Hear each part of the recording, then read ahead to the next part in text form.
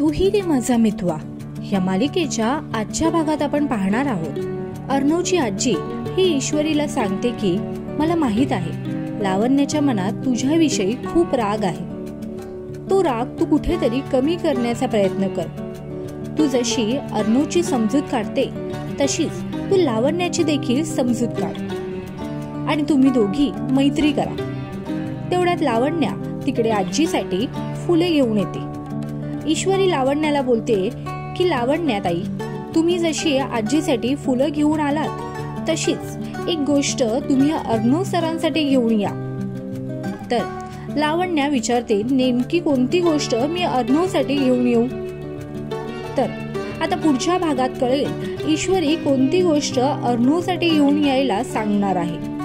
मग तुम्हाला काय वाटतं आम्हाला कमेंट मध्ये सांगा। तसेच तूही रे माझा मितवा ही मालिका तुम्हाला आवडते का?